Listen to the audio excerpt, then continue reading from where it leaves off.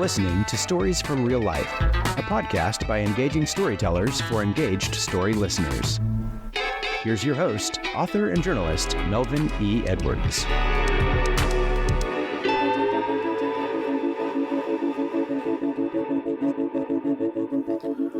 Hello again, and welcome to the September 17th edition of Stories from Real Life. I'm your host, Melvin E. Edwards. Let's find out more about today's guest, Nate Bell. Today on Stories from Real Life with Melvin E. Edwards.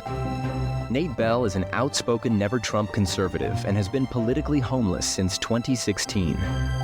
A lifelong Republican until 2015, Nate served in the Arkansas State House of Representatives from 2011 to 2017, where he chaired the State Agencies and Government Affairs Committee, served as House Chair of the Legislative Audit Subcommittee on State Agencies, and as House Co-Chair of the Joint Committee on Constitutional Amendments. After 3 terms in office, Nate chose not to seek re-election, but he remains politically active and stirs up good trouble. He and his wife of 34 years live sustainably and off-grid on 225 wilderness acres in a unique home they built themselves. They have 2 grown daughters and 1 grandson. Tune in for a conversation with Nate Bell that will nudge you to think deeper about your political choices. Here's your host, Melvin E. Edwards. Nate, thanks for joining me today. Well, good morning, Melvin. It's my pleasure. So how's the weather up there in Arkansas? Perfect. We actually had our first windows open night last night, got down to about 55, and I'm sitting here with the windows open in the house with a high of 76 called for and no humidity. So one of those perfect fall days. Well, it's not quite that cool here in South Texas, but it's cooler than it was about 10 days ago when we had 108 degrees. I think it's only 94 today. I was in Houston about 2 weeks ago, and it was definitely sticky and hot. It's sticky and hot all the time in Houston. That's my hometown. So you live off the grid. So how do you have internet access?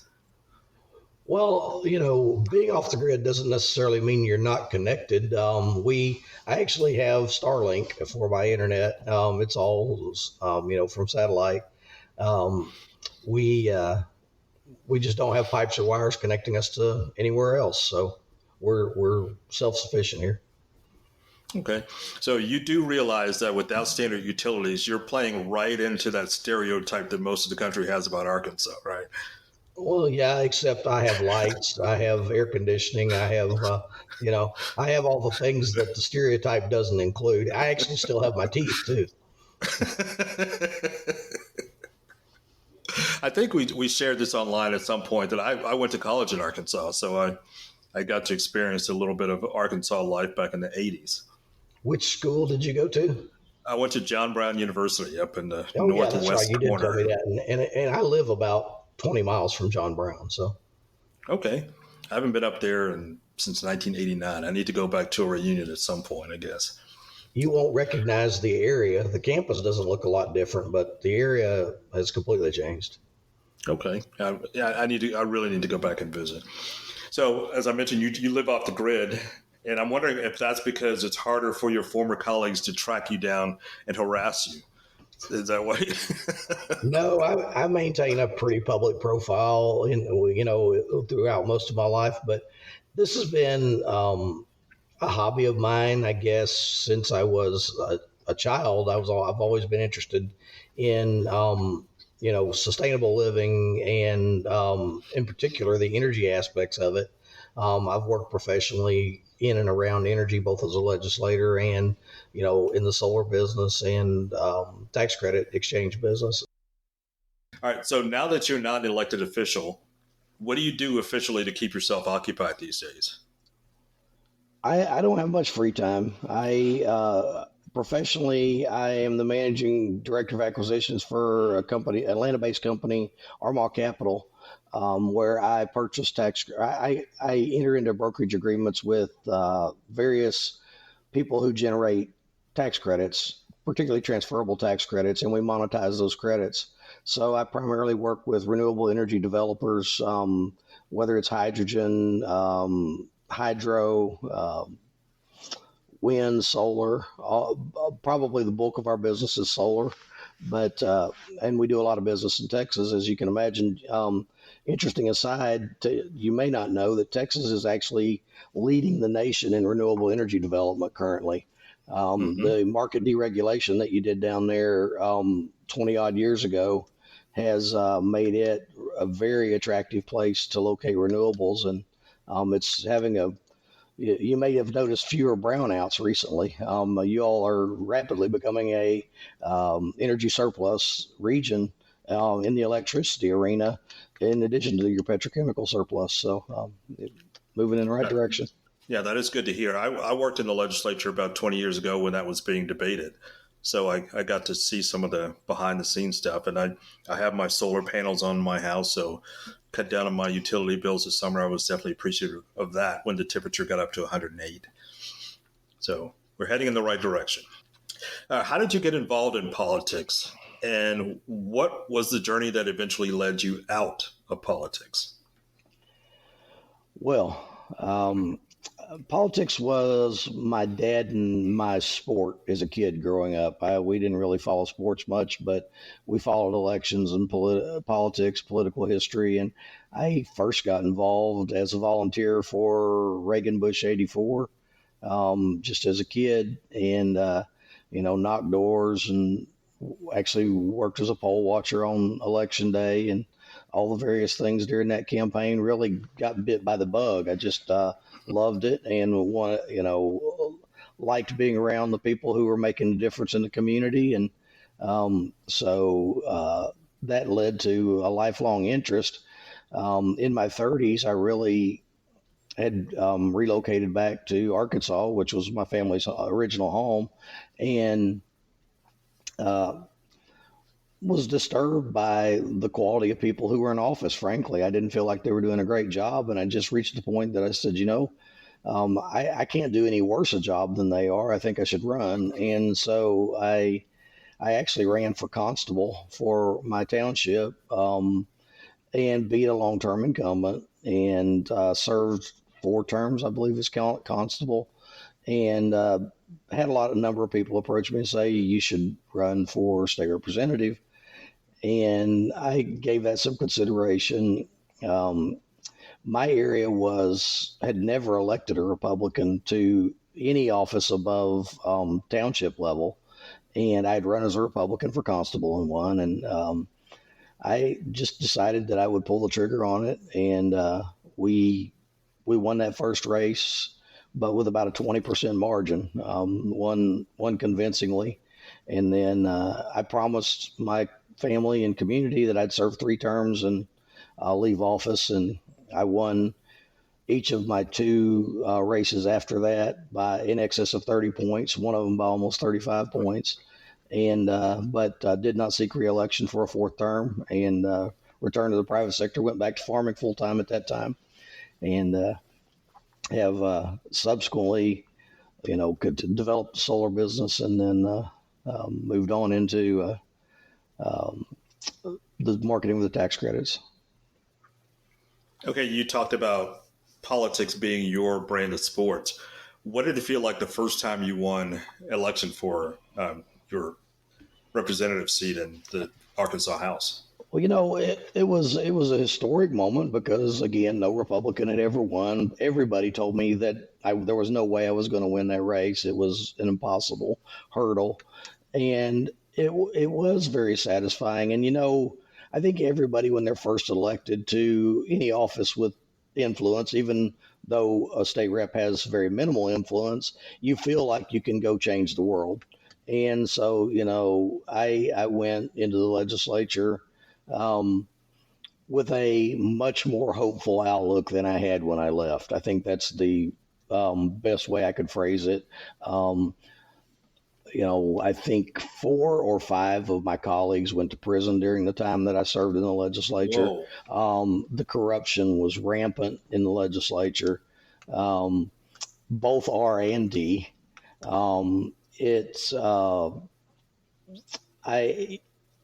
get anything good done would have required entering the corruption. And So I focused primarily on the stuff that a lot of people don't pay attention to, the nuts and bolts behind the scenes, changing how the machine works.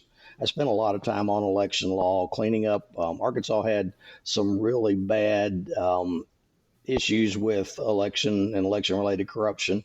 And Secretary of State was a good friend, and he and I worked closely together on looking at how we could improve our election laws. And really, I believe today it's fair to say that Arkansas has the safest, cleanest run, most secure elections in the country. And I'm proud of that. So we got a lot of good stuff done in that arena. I became chair of the state agencies committee, and so again, working on those nuts and bolts things. Also served as chair of the House chair of the Joint Committee on Constitutional Amendments. So we did a lot of work on, one of the things that I really believe is that our term limits that we had in Arkansas were too short.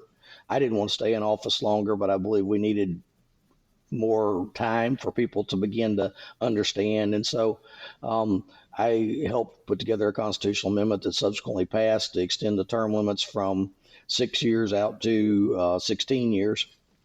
And, that's definitely had a stabilizing influence on state government. So, looking back on it in retrospect, while I didn't change the world, I got some good things accomplished that I think make our state a better place to live, work, and raise a family. And that's why I ran. So I'm happy about that. But at the same time, there were a lot of frustrating moments. And, one of the big ones that I took on in my last term was Arkansas had a joint state holiday for Robert E. Lee and Dr. Martin Luther King. And I felt like it was just unconscionable that we continued as one of two states to have that, and filed a bill to split those.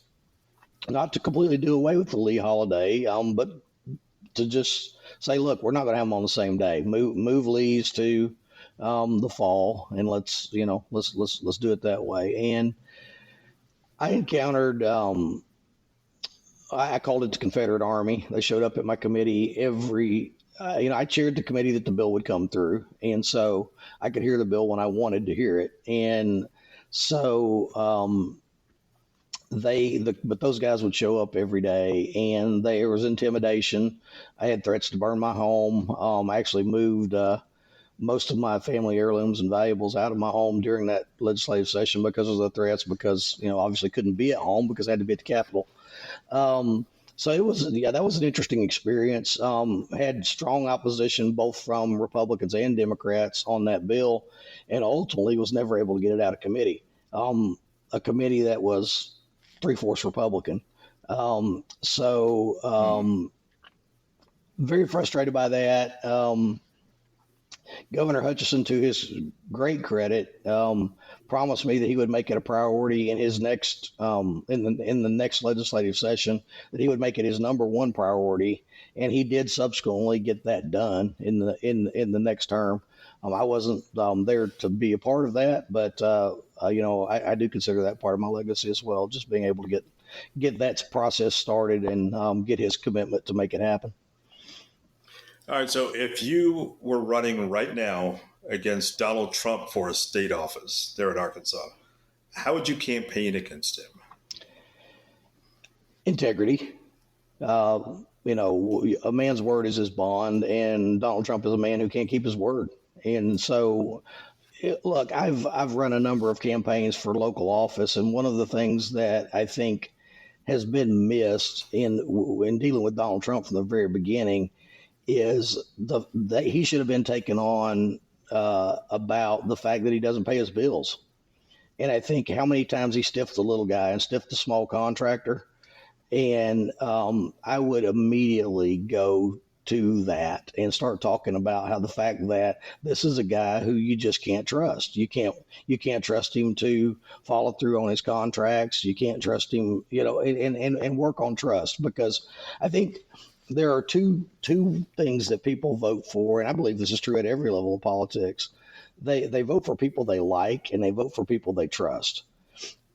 And the reality is that the reason Donald Trump came along and became trusted is partially because of the image that he created of himself in The Apprentice, which I think had a tremendous impact. People felt like he was trustworthy for some reason, and it's a lot of it is it's an image, but he also came across more likable to the common person than a lot of what they'd seen from politicians. And it's, obviously, for those of us who took the time to research Donald Trump, I've been very vocal about it. He's been bought and paid for by the Russians since the 90s. And, he's nothing but a Russian stooge and has been from the beginning. And it's extremely frustrating to me, particularly with what's come out in the last few days with the indictment, directly implicating the Russian government spending millions buying off right-wing influencers and all the pieces associated with that.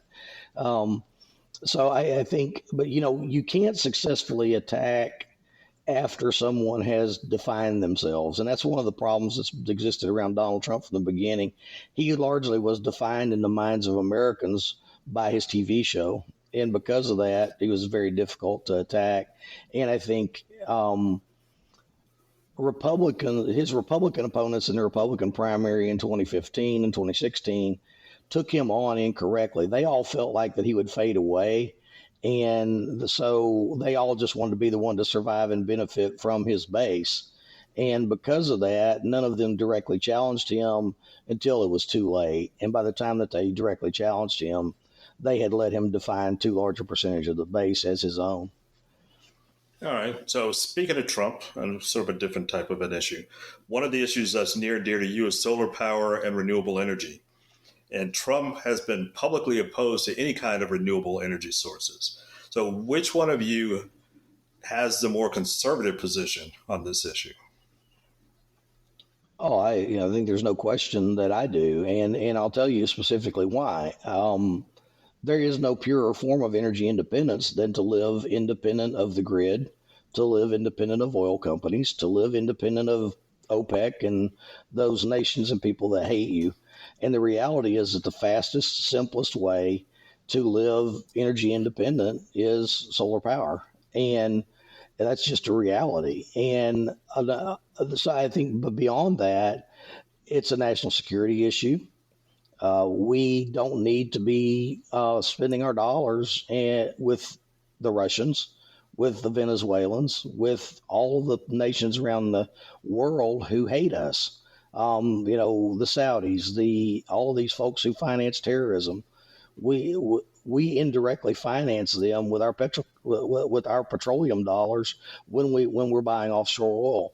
And the reality is that we have the ability within our own country to generate and produce all of our own energy. And that's, I'm an all sources guy. I'm not one of these folks who believes that we shouldn't have oil, or that we shouldn't use coal, or that we shouldn't use nuclear. What I think is that we need to embrace all sources of energy. But right now, the reality is, even unsubsidized, even completely unsubsidized, solar power is by far the cheapest form of electrical generation in this country, and it's going to do nothing but get cheaper. Right now, for instance, as much as I love nuclear power, and I've been a long advocate for nuclear power, solar costs about 1/6 of what nuclear power does to generate a kilowatt hour of electricity. Even if you add battery storage, it still is about half. And, that's right there with coal. And so you just have to, the other thing that's really important to keep in mind when you look at solar is it tends to peak when demand on the grid is at its highest. And so it naturally follows the curve that we humans put on electrical demand. And so those hot afternoons is when you tend to have the most solar power available. And that's, it just, it alone is not, there is no panacea. But if you bring a good mix of renewables in and have a diverse range of places that your energy comes from, you get a better result. As I mentioned to you earlier, or maybe even before we went on the air, just last week, Texas hit 86 gigawatt demand, which is the highest ever. and you didn't have a brownout. The entire state stayed on and functional because in the last year you've had 21 gigawatts of solar come online. And the reality is you were having all the brownouts and all the other problems at about 60 gigawatts of load. And so you went 25% higher load without having the problems. And that's largely because of solar power. Okay, so I feel like I'm part of the solution now instead of part of the problem. There you go. There you go. So you built your own home there in Arkansas on your property using your own resources there that are on the property. So what was that process like for you and your family? Well, we've lived a bit unconventionally for a number of years because my wife and I both have worked in and around government and in various professional roles. So we've maintained 2 residences. In fact, this June is the first time that we've not had a second residence. So my wife had, we had a home in Little Rock and at the Capitol. And so we're about 200 miles from there, 170 miles, I guess, here. And she stayed there during the week, worked there during the week. I stayed up here at our property and worked on building this home. I lived in a 12 by 12 wall tent for most of a year, and during the process of building the home. And this property had literally had nothing on it when we started. It had not been used for most of a century, other than for some hunting and various recreational uses. Had no roads, etc. But that's one of the beauties of it. That's one of the reasons we didn't want to put a power line across it. Our home sits at the very back of the property. Our driveway is 1 4/10 miles long, and so we didn't want to scar it up by putting a big power line scar across it to get power back here.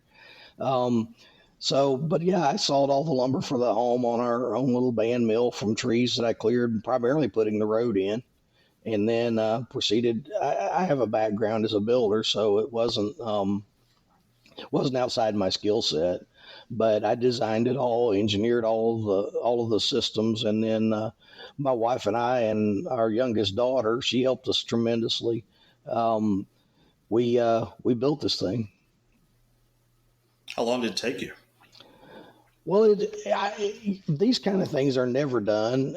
If you look behind me, I'm sitting on a balcony and there's no railing behind me. I kind of like it that way, but they still yell at me. So there's a few unfinished things like that need to be tied up, and we're about 4 years into it. But the core construction of the house, getting it where all the systems were running and it was a functional home, took about 1.5 years. Okay. All right. That sounds awesome. All right. So let's get back to current politics here for a second. We're going to be talking about Donald Trump a lot more than I would prefer, but it's hard to ignore such a large slice of the electorate. So with that being said, do you think Trump has killed the GOP, or do you think it's primed for a comeback in November? Trump has killed the GOP. I've actually been saying that since mid-2016 when he was formally nominated. I think GOP signed its own death warrant at that point.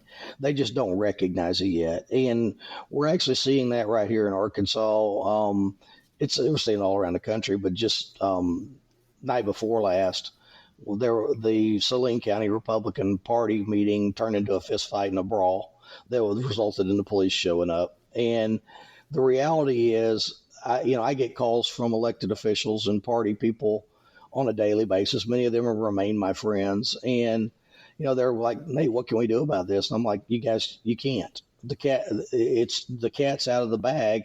The problem is good people stopped coming to your meetings and stopped participating in your party because of this. And the fact when you all wouldn't take a stand and repudiate it. And so good people are not going to come back to that. And that's the reality. So what you have now is you just have this Trumpian, the rules don't matter, power at any cost mentality that's driving everything. And that there's no way you can bring order to that kind of chaos, because these are people who don't respect the order. They don't respect the rule of law. rules are intended to be broken, and that's just the way they look at the world. So the party cannot survive that. And I don't see any way for the few remaining, look, there aren't very many party officials left who are principled and will take a stand. Elected officials, the few remaining are exiting: Mitt Romney, Larry Hogan, some of those folks who have taken stands, Governor Hutchinson here in Arkansas. They've paid a dear price for it politically, and there's no path forward for them to be leaders in the party.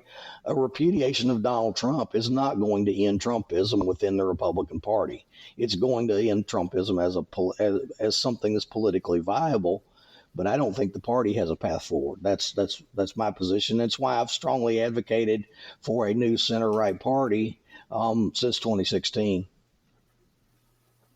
All right. Actually, I think that's how you and I connected online through that type of an effort. So if the Republican Party is that much in shambles right now, how come Southern Democrats keep losing key elections? Well, I actually have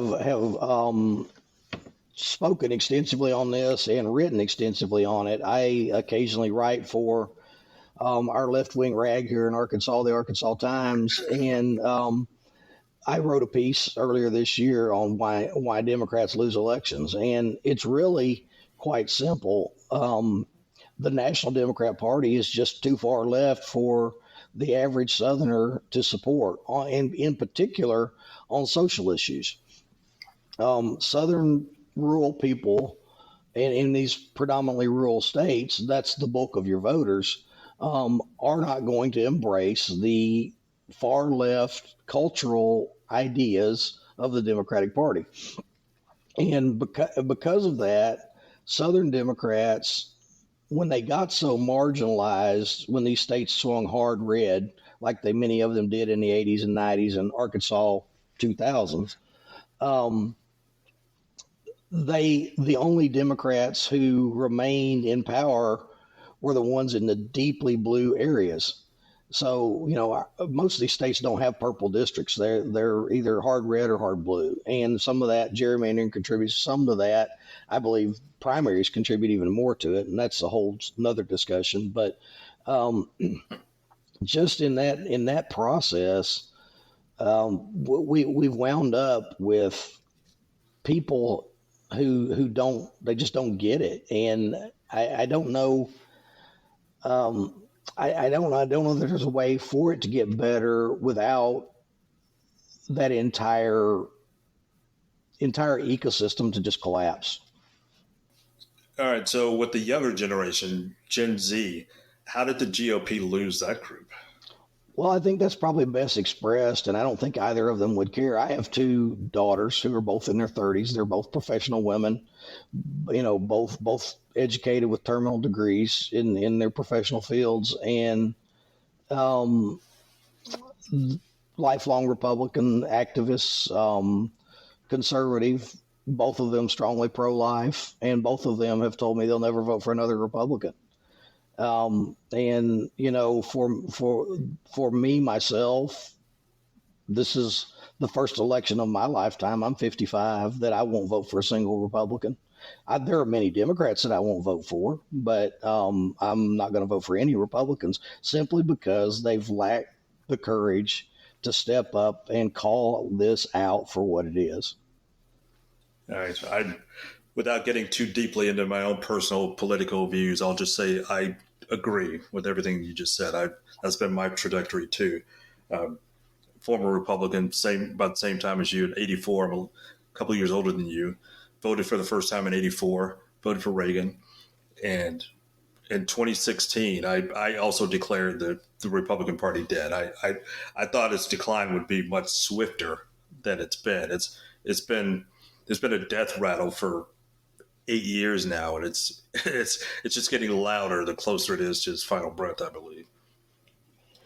So, look, foreign influence affects that, and you've had hundreds of millions of dollars pumped into the United States by Russia, in particular, to prop it up. And, I'm not going to let that get swept under the rug. It's underreported. It's been known from the beginning. And that is the problem with Trumpism. It's Russian influence. And he mocks anybody who actually brings that issue, makes it public. He mocks it because it terrifies him. So do you think you'll ever officially switch to the Democratic Party? I don't see that happening. The Democrat Party's values on many things are not consistent with my own, and it's a long list, but probably near the top of that list, I'm a self-described gun nut. Their points of view on issues related to firearms are utterly and totally inconsistent with my own beliefs. I am unquestionably pro-life. Now, we can debate the political merits of rape and incest exemptions. I don't believe. I go to what Mother Teresa said, that it's a poverty to decide that a child must die so that you may live as you wish. I just generally don't view abortion as something that should be happening. And that's that point of view is highly not tolerated within the Democratic Party. Yeah, there's a small pro-life segment within the Democratic Party, and it's becoming more vocal. And I have some hope that they can build a beachhead there that could leave folks like me with some voice within the party. But fiscal issues are where they've just generally been completely incompatible. I believe that the most important issue facing the United States, other than the immediate threat of Trumpism, is debt and deficits. And at least for most of my life, the Republican Party gave lip service to doing something about it. Now, we can argue the practicality of it, but they've completely abandoned even giving lip service to trying to do something about it now. And so Democrats have never really advocated for what I would consider solid fiscal policy and truly limited government. One of the things that pushed me away from the Republican Party and Trumpism in particular is just the whole nanny state politics. I believe in self-reliance. I believe in individual responsibility. I believe in those things that Reagan talked about. You mentioned Reagan as well, and neither party advocates for those things today. And so the Democrats would have to change a lot before I could feel comfortable as a Democrat. And I don't really see the party moving far enough my direction for me to ever formally become a Democrat. I'm friendly with a lot of Democrats. I will vote for a few Democrats. But as a general rule, their party platform is not consistent with my values. All right. Can Vice President Harris win this November? And whether she wins or not, will she get your support? I think she will win. I'm not in a swing state, and so my state I think will vote with less of a percentage for Trump than it has in the past, but it will certainly vote for Trump, and but I do expect Harris to win. I have not publicly committed to supporting Harris. I am confident that I don't want Trump to win, and I would have a much more difficult decision were I in a swing state. In fact, were I in a swing state, there's a very high likelihood I would vote for her. In a red state, there's probably a pretty good likelihood that I'll just undervote because it really ultimately doesn't affect the outcome. Okay, so on that same issue, and this is a little more personal not personal to you, but personal to the candidates. Why do you think so many people call Kamala Harris by her first name and Donald Trump by his last name? And that may be an odd question, but that's something I was thinking about yesterday. No, I think it's it's not an odd question. It's actually one that's intriguing. I think it's a way to diminish her. in many ways. I think it's a way to be disrespectful without being overtly disrespectful. And there's probably a racial element built into it as well. You and I are creatures of the South, and one of the things that I've seen for decades is sort of the way that people would throw the term boy around. It's speaking to a person of considerable influence using their first name versus their title or their last name. In the old Southern towns, we would refer to someone of substance in the community as Mr. or Mrs. X. And, that's pretty much how they were known. We didn't use first names for people of influence. And we used first names for people who were further down the social tier than ourselves. And I think there's a disrespect built into it. And I think that's predominantly what drives that. I agree 100%. All right. So we're starting to wind down the conversation, but I do want to touch on something a little bit lighter before we wrap this up. So let's talk about something that I know you're interested in, barbecue. Since we're recording this on the weekend, so let's talk about barbecue. Tell me what you love about barbecue. Do you like barbecuing? Do you just like eating barbecue? I love barbecue, and for the few Yankees who are watching this, grilling is not barbecuing. And so, if you putting hamburgers and hot dogs on a grill, you're not barbecuing. So barbecue is a 24-hour event that requires time, and good barbecue is low and slow. So we got to start with that. Now, I live between Memphis and Kansas City, and if you drew a line between the two and put my geographic location on it, that's about where I fall in terms of my tastes in barbecue as well. I like somewhere between those two styles. I am okay with some of the Texas style as well.